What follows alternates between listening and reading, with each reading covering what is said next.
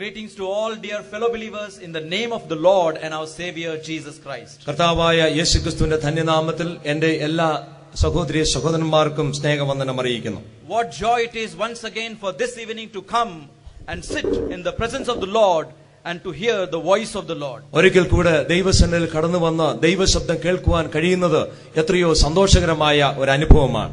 Day 1 the Lord spoke to us from Psalm 133.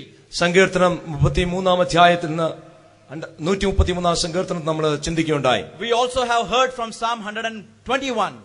121-ാം സങ്കീർത്തനത്തിൽ നിന്നും നാം ശ്രദ്ധിക്കുകയുണ്ടായി. Yesterday the Lord spoke to us about the arm of the Lord. ഇന്നലെ രാത്രിയിൽ ദൈവത്തിന്റെ ഭുജത്തെക്കുറിച്ച് നാം ശ്രദ്ധിക്കുകയുണ്ടായി. We were also shown the love of the Lord before us.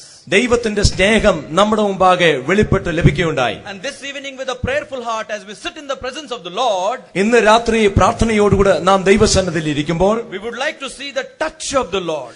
ദൈവത്തിന്റെ ആ സ്പർശനം അനുഭവിക്കുവാൻ. For which may I request your attention to Luke's Gospel chapter 8. അതിനായിട്ട് നിങ്ങളുടെ ശ്രദ്ധയെ ലൂക്കോസിന്റെ സുവിശേഷം 8-ാം അധ്യായത്തിലേക്ക് ഞാൻ ക്ഷണിക്കുകയാണ്. And we shall be reading from verse 43 to 48. 43 മുതൽ 48 വരെയുള്ള വാക്യങ്ങൾ വായിക്കുന്നു. Gospel according to Luke chapter 8 verse 43. ലൂക്കോസിന്റെ സുവിശേഷം 8-ാം അധ്യായം 43 മുതലുള്ള വാക്യങ്ങൾ. Thus saith the word of the Lord. ദൈവത്തിന്റെ വചനം ഇങ്ങനെ പറയുന്നു. And a woman having an issue of blood 12 years, which had spent all her living upon physicians, neither could be healed of any, came behind him and touched the border of his garment, and immediately her issue of blood stanched. And Jesus said, Who touched me? When all denied, Peter and they that were with him said, Master, the multitude throng thee and press thee, and sayest thou, Who touched me? And Jesus said, Somebody had touched me, for I perceive that virtue is gone out of me. And when the woman saw that she was not hid, she came trembling and falling down before him. She declared unto him before all the people for what cause she had touched him, and how she was healed immediately. And he said unto her, Daughter, be of good comfort, thy faith hath made thee whole, go in peace. അന്ന് 12 സംവത്സരമായി രക്തസ്രവമുള്ളവളും മുതൽ എല്ലാം വൈദ്യന്മാർക്ക് കൊടുത്തിട്ടും ആരാലും സൗഖ്യം വരുത്തുവാൻ കഴിയാഞ്ഞവളുമായ ഒരു സ്ത്രീ പുറകിൽ അടുത്തിയെന്ന് അവന്റെ വസ്ത്രത്തിന്റെ തൊങ്ങൽ തൊട്ടു. ഉടനെ അവളുടെ രക്തസ്രവം നിന്നുപോയി. എന്നെ തൊട്ടത് ആർ എന്ന് യേശു ചോദിച്ചു. എല്ലാവരും ഞാനല്ല എന്ന് പറഞ്ഞപ്പോൾ, ഗുരു, പുരുഷാരം നിന്നെ തിക്കി തിരക്കുന്നു എന്ന് പത്രോസും കൂടെയുള്ളവരും പറഞ്ഞു. യേശുവോ, ഒരാൾ എന്നെ തൊട്ടു, എങ്കിൽ നിന്ന് ശക്തി പുറപ്പെട്ടത് ഞാൻ അറിഞ്ഞു എന്ന് പറഞ്ഞു. താൻ മറഞ്ഞിരിക്കുന്നില്ല എന്ന് സ്ത്രീ കണ്ട് വിറച്ചും കൊണ്ട് വന്ന് അവന്റെ മുമ്പിൽ വീണു. അവനെ തൊട്ട സംഗതിയും തൽക്ഷണം സൗഖ്യമായതും സകല ജനവും കേൾക്കെ അറിയിച്ചു. അവൻ അവളോട്, മകളെ, നിന്റെ വിശ്വാസം നിന്നെ രക്ഷിച്ചിരിക്കുന്നു, സമാധാനത്തോടെ പോക എന്ന് പറഞ്ഞു. May the good Lord bless the reading of His holy word. നല്ലവനായ ദൈവം ഈ വായിച്ച വേദഭാഗത്ത് നമുക്ക് അനുഗ്രഹിച്ച് നൽകുമാറാകട്ടെ. We know this is not just an isolated incident in the ministry of the Lord Jesus Christ, which is recorded in the scripture. ദൈവവചനത്തിൽ രേഖപ്പെടുത്തിയിരിക്കുന്ന നമ്മുടെ കർത്താവിന്റെ ശുശ്രൂഷയിൽ കേവലം ഒറ്റപ്പെട്ട ഒരു സംഭവമായിട്ട് ഇത് ഇരിക്കുന്നില്ല. But there is so much inspired instruction that we can learn and glean for our life in Christian life for the glory of God. ദൈവനാമ മഹത്വത്തിനു വേണ്ടി നമ്മുടെ ക്രിസ്തീയ ജീവിതത്തിൽ പിടിച്ചുകൊള്ളുവാൻ കഴിയുന്ന അനേക നിർദ്ദേശങ്ങളും ഉപദേശങ്ങളും ഈ വേദഭാഗത്ത് ഉള്ളടങ്ങിയിട്ടുണ്ട്. That's why the scripture says that it is inspired by God. അതുകൊണ്ടാണ് നാം ദൈവത്തിൽ വായിക്കുന്നത് ഇത് ദൈവശ്വാസീയമാണ്. All scripture is inspired by God. എല്ലാ തിരുവെഴുത്തും ദൈവശ്വാസീയമാണ്. And it's profitable for teaching, for reproof, for correction, and for training in righteousness. അത് ഉപദേശത്തിനും ശാസനത്തിനും ഗുണീകരണത്തിനും നീതിയിലെ അഭ്യസനത്തിനും പ്രയോജനമുള്ളതാണ്. That the man and woman of God may be complete and equipped for the glory of God. ദൈവത്തിന്റെ മനുഷ്യൻ സകല സൽപ്രവൃത്തിക്കും വകപ്രാപിച്ച് തികഞ്ഞവനായി തീരും. So we have one passage of the scripture before us. അതുകൊണ്ടാണ് ദൈവവചനത്തിൽ ഇങ്ങനെയുള്ള വേദഭാഗം നമുക്കുള്ളത്. And we shall be studying it in two ways. ഇത് രണ്ട് വിധത്തിൽ നാം ഇന്ന് പഠിക്കാൻ പോകുകയാണ്. First we shall see the explanation part of it. അതിന്റെ വിശദീകരണം ഒരു ഭാഗത്ത് നാം ശ്രദ്ധിക്കും. Then we shall see the application part of it. അതിന്റെ മറുഭാഗത്ത് അതിന്റെ പ്രായോഗികതയെക്കുറിച്ച് നാം ചിന്തിക്കുന്നതായിരിക്കും. With only one prayer before the Lord we stand before you. ഞങ്ങൾ നിങ്ങളുടെ മുമ്പാകെ ഇന്ന് രാത്രി നിൽക്കുമ്പോൾ ഒരു പ്രാർത്ഥന മാത്രമേ ഉള്ളൂ. That this evening everyone sitting here may know the value of the touch of the Lord.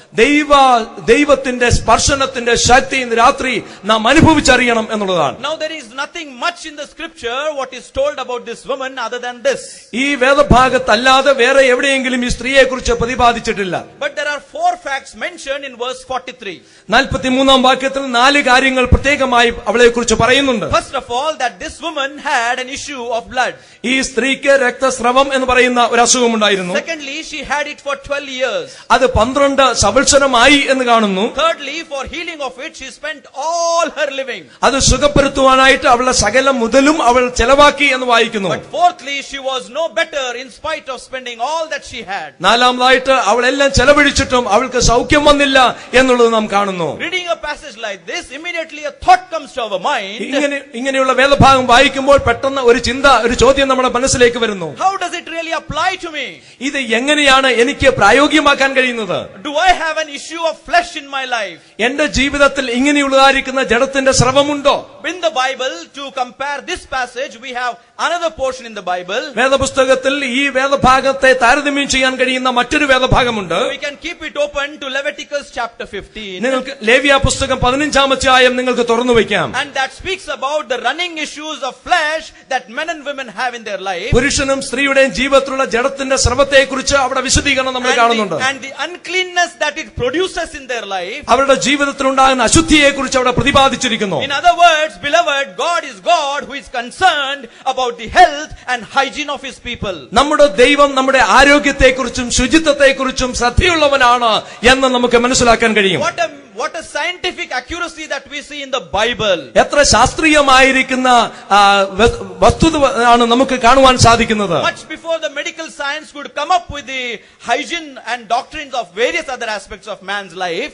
Science മനുഷ്യന്റെ ശുചിത്വത്തെക്കുറിച്ചും മറ്റുള്ള കാര്യങ്ങളെക്കുറിച്ചുള്ള കാര്യങ്ങളുമായിട്ട് പൊങ്ങി വരുന്നതിന് മുൻപ്, before the science could talk about the bacteriology and the immunology, science ബാക്ടീരിയോളജിയെ കുറിച്ചും അണുക്കളുടെ പ്രസരണത്തെക്കുറിച്ചും പറയുന്നതിന് മുമ്പ്, Bible has already spoken for the health and hygiene of his people. വേദപുസ്തകം മനുഷ്യന്റെ ആരോഗ്യത്തെക്കുറിച്ച്, മനുഷ്യന്റെ ശുചിത്വത്തെക്കുറിച്ച് പ്രതിപാദിച്ചിട്ടുണ്ട്. Beloved, may I tell you at the outset, God is concerned about the health and hygiene of his people. പ്രിയപ്പെട്ടവരെ, ഞാൻ പറയട്ടെ, സ്വർഗത്തിലെ ദൈവം മനുഷ്യവർഗത്തിന്റെ ആരോഗ്യത്തെക്കുറിച്ചും അവന്റെ ശുചിത്വത്തെക്കുറിച്ചും ചിന്തയുള്ളവനാണ്. So two types of issues that men have in their life. മനുഷ്യന്റെ ജീവിതത്തിൽ 2 വിധത്തിലുള്ളതായിരിക്കുന്ന വിഷയങ്ങളുണ്ട്. What we read in Leviticus chapter 15 is about the issue of flesh.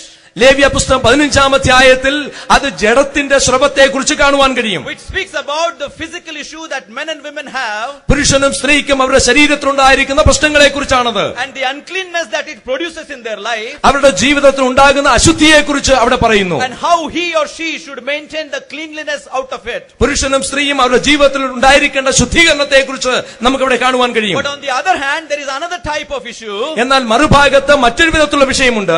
Which is the spiritual issue in the lives of men and women. പുരുഷന്റെയും സ്ത്രീയുടെയും അഥവാ മനുഷ്യന്റെ ജീവിതത്തിലുള്ളതായിരിക്കുന്ന ആത്മികമായ വിഷയമാണ്. As God is concerned about the physical issues, സ്വർഗത്തിലെ ദൈവം ശാരീരികമായ വിഷയത്തെക്കുറിച്ച് ചിന്തയുള്ളവനാണ്. So beloved, God is concerned about the spiritual issues of our life. അതേപോലെ തന്നെ മനുഷ്യന്റെ ആത്മികമായ വിഷയങ്ങളെക്കുറിച്ചും ദൈവത്തിന് ചിന്തയുണ്ട്. Still, if the question comes to your mind, പിന്നെയും നിങ്ങളുടെ ഹൃദയത്തിലേക്ക് ചിന്ത കടന്നു വരുന്നുണ്ട്. How does the issue of this woman has an application to me? ഈ സ്ത്രീയുടെ ഈ വിഷയം എങ്ങനെയാണ് എന്റെ ജീവിതത്തിൽ പ്രായോഗികമാക്കാൻ കഴിയുന്നത്? What is the issue of that woman has to do with me? ഈ സ്ത്രീക്കുണ്ടായിരിക്കുന്ന വിഷയം അതുമായിട്ട് എനിക്ക് എന്ത് ബന്ധമാണുള്ളത്? Beloved, may I tell you, it is so much spiritually important for us. പ്രിയപ്പെട്ട, ഞാൻ പറയട്ടെ, വളരെയധികമായിരിക്കുന്ന ആത്മികമായ ചിന്തകൾ ഇതിൽ ഉള്ളടങ്ങിയിട്ടുണ്ട്. It is to remind us our spiritual condition before God. അതായത് നമ്മുടെ ആത്മികമായ അവസ്ഥ ദൈവമുമ്പാകെ എങ്ങനെയാണ് എന്നുള്ളത് ഇത് വളരെ വ്യക്തമാക്കുന്നു. Therefore, as we see the explanation part of it, അതുകൊണ്ട് അതിന്റെ വിശദീകരണ ഭാഗം നാം കാണുമ്പോൾ, first we would like to see the reason why we need to study this topic. ഈ വേദഭാഗം പഠിക്കേണ്ടത് അതിന്റെ ആവശ്യകത, കാരണത്തെക്കുറിച്ച് നമുക്ക് മനസ്സിലാകുന്നു. Why it is important and serious in the sight of God today. എന്തുകൊണ്ടാണ് ഇത് വളരെ ദൈവമുമ്പാകെ വളരെ പ്രധാനപ്പെട്ട വിഷയമായിട്ടിരിക്കുന്നത്? First we'll see the reason of it. ഒന്നാമതായിട്ട് അതിന്റെ കാരണം നമുക്ക് കാണാം. Secondly, we shall see the remedy for it. രണ്ടാമതായിട്ട് അതിന്റെ പരിഹാരം എന്താണെന്ന് ശ്രദ്ധിക്കാം. And thirdly, we shall see the result out of it. മൂന്നാമതായിട്ട് അതിന്റെ ഉളവാകുന്ന ഫലം എന്താണ്? As you think of the reason of studying this topic today, ഈ വേദഭാഗം പഠിക്കുന്നതിന്റെ കാരണത്തെക്കുറിച്ച് നാം ചിന്തിക്കുമ്പോൾ two things really come before my eyes. രണ്ട് കാര്യങ്ങൾ എന്റെ കണ്ണുമുമ്പാകെ വരികയാണ്. As we read this passage here, ഈ വായിച്ച വേദഭാഗത്ത് that we find that God is concerned about our health. ദൈവം നമ്മുടെ ആരോഗ്യത്തെക്കുറിച്ച് ചിന്തയുള്ളവനാണ്. He wants us to be rightly related to Him. നാം അവനുമായിട്ട് ബന്ധപ്പെട്ടിരിക്കണം ദൈവം And ആഗ്രഹിക്കുന്നു. that our life should maintain a sanctity and holiness and separation for the glory of God. ദൈവനാമ മഹത്വത്തിനു വേണ്ടി വിശുദ്ധിയോടുകൂടെ വേർപെട്ട ജീവിതം നയിക്കണമെന്ന് ദൈവം ആഗ്രഹിക്കുന്നു. That's why Leviticus 15:1 would begin like this. ലേവ്യ പുസ്തകം 15-ാം അധ്യായം അത് ആരംഭിക്കുന്നത് ഇങ്ങനെയാണ്. If any man hath issue of flesh in their life, ഏതെങ്കിലും പുരുഷന് ജഡത്തിന്റെ സ്രവമുണ്ടെങ്കിൽ because of that issue he is unclean. ആ സ്രവനിമിത്തമായിട്ട് അവൻ അശുദ്ധിയുള്ളവനായിരിക്കണം. Wherever he sitteth becomes unclean. അവൻ ഇരിക്കുന്നിടം അശുദ്ധിയുള്ളതാണ്. Wherever he lieth down becomes unclean. അവൻ കിടക്കുന്നിടം അശുദ്ധിയാകുന്നു. Whatsoever he toucheth becomes unclean. അവൻ എന്തൊക്കെ സ്പർശിക്കുന്നു അത് അശുദ്ധിയുള്ളതാകുന്നു. Beloved, before you consider the reason for studying this, നാം ഈ ഭാഗം പഠിക്കുന്നതിന്റെ കാരണത്തെക്കുറിച്ച് ചിന്തിക്കുന്നതിന് മുമ്പ് let me give you outline of the chapter 15 of Leviticus. ലേവ്യ പുസ്തകം 15-ാം അധ്യായത്തിന്റെ ഒരു രൂപരേഖ ഞാൻ പറയട്ടെ. In first 18 verses of Leviticus 15, you find issues in the lives of men. 18 വരെയുള്ള വാക്യങ്ങളിൽ പുരുഷന്റെ ജഡത്തിന്റെ സ്രവത്തെക്കുറിച്ചുള്ളതായ വിശദീകരണം കാണുന്നു. Verses 19 to 24, issues in the life of women. 19 മുതൽ 24 വരെയുള്ള വാക്യങ്ങളിൽ സ്ത്രീകളെക്കുറിച്ചുള്ള പരാമർശനം കാണുന്നു. Verse 25 to 27, issues in the lives of women which is unnatural. 25 മുതൽ 27 വരെയുള്ള വാക്യങ്ങളിൽ അസ്വാഭാവികമായിരിക്കുന്ന സ്ത്രീകളുടെ പ്രശ്നത്തെക്കുറിച്ച് അവിടെ രേഖപ്പെടുത്തിയിരിക്കുന്നു. If you please turn with me to that passage. നാം ആ വേദഭാഗത്തിലേക്ക് ഒന്ന് പോകാം. This is what the woman who suffered for 12 years in her life, ഈ സ്ത്രീ 12 വർഷമായിട്ട് ഇങ്ങനെയുള്ള പ്രശ്നത്തിലൂടെ കടന്നു പോവുകയാണ്. falls into the third category there. അവിടെ മൂന്നാമത്തെ ഒരു രൂപം കൂട്ടത്തെ കാണുന്നു. And we read in verse 25 of Leviticus 15. ലേവ്യ പുസ്തകം 15-ാം അധ്യായം 25-ാമത്തെ വാക്യം. And if a woman have an issue of her blood many days out of the time of her separation, or if it run beyond the time of her separation, all the days of the issue of her uncleanness, she shall be as the days of her separation. She shall be unclean.